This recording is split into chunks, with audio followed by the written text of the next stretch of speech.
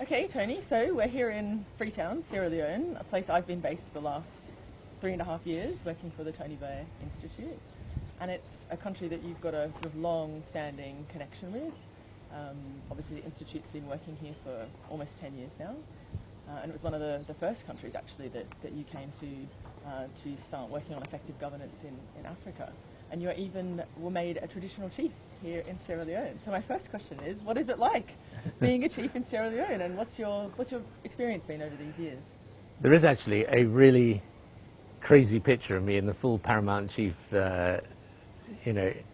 dress, which fortunately I don't think has surfaced since I look profoundly ridiculous in it. But yeah, no, this has been for me. Obviously, the links to Sierra Leone go back a long way, and because of what happened in government and frankly helping rescue the country from a descent into dictatorship and civil war. So Sierra Leone was always an obvious place for me to start the work I want to do on governance, which is about how, because the difference today is between countries that succeed and fail is the quality of governance, and then the question is how do you get government to become more effective, to be able to get things done for the country, because otherwise you're going to have these great sort of 2030, 2050 vision papers, but they never amount to anything.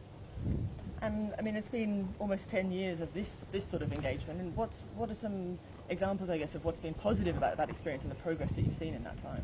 So I think what's positive is that there's no doubt at all that the model that we have as an institute, where you put teams of people in on the ground, I mean, people like yourself who are prepared to come and live and work in the country, live and work alongside the government team. You're therefore transferring a lot of talent and skill and capability. So that model works because what we're doing is we're helping the government the whole time prioritize, then performance manage the delivery of their key priorities, and develop the right sort of rhythm of achievement for a government. Now, here in Sierra Leone, it's been tough at times in the last 10 years. As you know, we went through the Ebola crisis, and I was very proud of the fact our team stayed and worked in the country during that time, as they did in Liberia and Guinea. So the country got knocked a bit off course with that. But you look back over this 10 years, and I can see a lot of change. A lot of change in the infrastructure, roads, port, and so on. Change in the amount of electricity and the connections of people. Change in areas like agriculture and so on. But there are still huge challenges to be done. And I remember when we first came here, the debate within my team was, do we do 2 or 3 years? And I always thought these are kind of like 20, 25, these are 25-year projects. I mean, they're generational projects of change.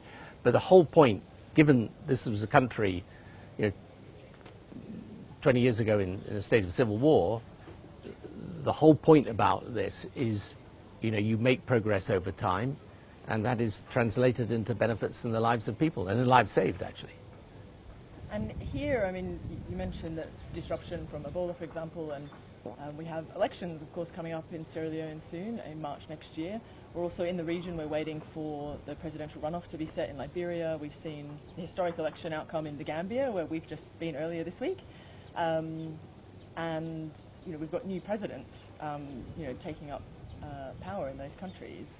What sort of advice are you giving to presidents coming in, so that, in advance of elections even, that they're ready from day one? Yeah. But also then, how do they get themselves organised to be successful and effective? And that's really important. I mean, it's just worth saying, though, that in West Africa, there is a good news story in the sense that, I believe the election here will be properly conducted, and that is important. It didn't always used to happen. Likewise in Liberia, I hope we can come through the process okay. The Gambia is an example of a country that, wanted its freedom, and in the end the rest of the region banded together and made sure they got it. So this, things are getting better in the region. So my advice to the new presidents coming in is, understand, campaigning is one thing, governing is another. Okay, campaigning is all about talk, and it's all about grand promises. When you get into government, you're then focusing on actual delivery, and that's much tougher. It requires much more focus, and it requires executive skills, and not what I would call sort of blah blah rhetorical skills. Okay, that's when the hard bit really starts. And the reason I began this whole governance side of the work that we do in the Institute is because of my own experience in government, where I came in after a very strong set of campaigning in 1997, and even though we were, by most comparative standards, quite well prepared for government, we weren't really prepared for the scale of the challenge. And it took me it took me my first term to really understand how I had to get the right policy in place, the right mechanisms of delivery and so on. And we changed a lot of the way the government worked in my second term precisely because of that. And this whole concept of like delivery units to analyze how you implement and performance manage the delivery of priorities. That concept is now used around the world, but we pioneered it precisely because of the challenges of government, I found. So my advice to any president coming into power is work out core priorities, what I call the 4 Ps, okay? You work out core priorities, because you can't do everything. Secondly, you get the right policy in place, because you have good policy and bad policy. You might say you want to change your healthcare system, but the policy you adopt is whether you're going to succeed or not. So get the right policy and learn the lessons from around the world about what works and what doesn't. The third thing is performance management. In other words, keep on it. Make sure you've got a system of tracking so that you understand when the change is happening and when it isn't. Because the system, the civil service will all tell you it's all going fine, and it won't be. So you need to performance manage. And finally, personnel. You know, if you have 3 or 4 good people in a government department, they can transform a government department. If you have a functioning office around the president and decision maker, you can make the whole thing work. If you don't, you'll never make anything work. So, you know, some of the things, as you know, we do with our presidents, so the first thing we do is actually organize their schedule.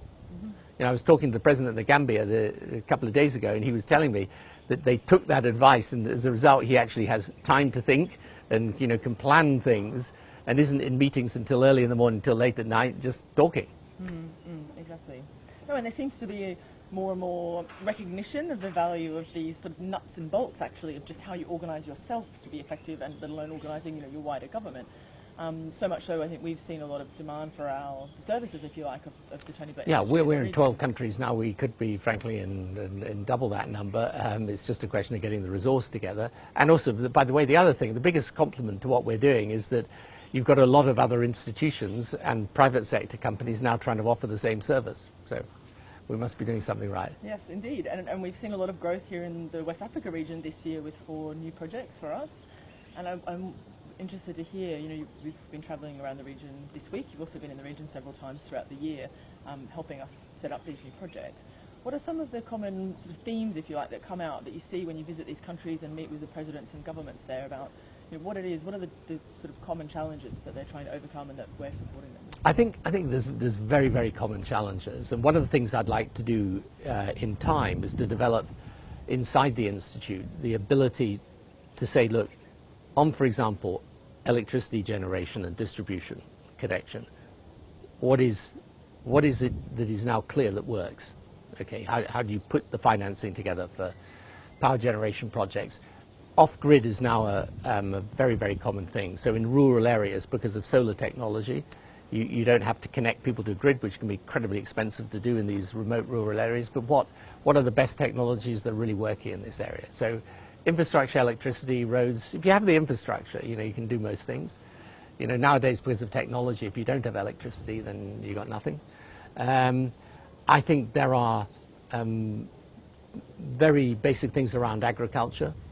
You know, here we are in Sierra Leone, which is a country that's importing food, but it's got incredible arable land, and it only uses 20% of it. You know, so that's very clear too. Then, obviously, things like health and education, for sure, you know, the basic things that you're trying to get right. I think the other big thing for all of these countries, how do you attract investment? And the answer is predictable rules, and you've got to have the basics of the rule of law in place.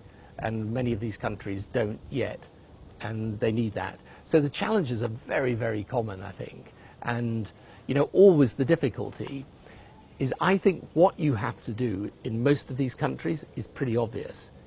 The doing it is hard because you're constantly overwhelmed in government by events and by crises that will come, and then you know, you got to manage your politics.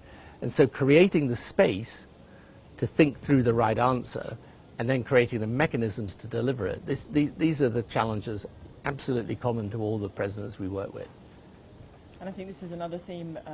The Institute recently published a paper called The Jobs Gap, in which we talk about industrialization in Africa, and that, from our experience to date in the countries that we work in, that actually the best way to create jobs for Africa's sort of fast-growing populations is to repeat the mantra that we have and that you've just outlined earlier about just prioritise, and really focus on an individual sector or even at a firm level, and fix those problems and apply some of these delivery principles. Yeah, no, for sure. This is, I think what's very clear now, for example, the work we do in Ethiopia around industrial parks and how Ethiopia becomes a sort of, manufacturing hub, this is absolutely clear.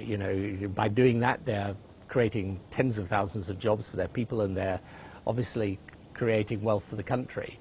Then, we were looking earlier today at a program here for rice consumption, where Sierra Leone is actually spending $100 million importing rice into the country in circumstances where it should be growing its own rice.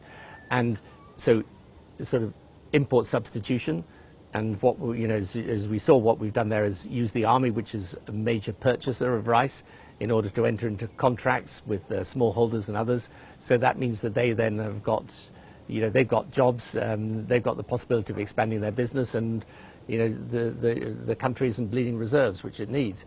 So these things, I think now in jobs, there's no doubt at all you've got to dive down into the sectors you're really going to have to develop, and then focus on them. And again, learn the lessons of what works from different parts of the world, and try and create, which is a real problem for all of these countries, try and get rid of the bureaucracy and corruption that often stands in the way of good investments coming in. Well, great, thank you. I think we'll sign off there before we move on to the rest of our day here in Freetown. Yeah, well, as you can see, it's a beautiful place with a lot of potential, isn't it?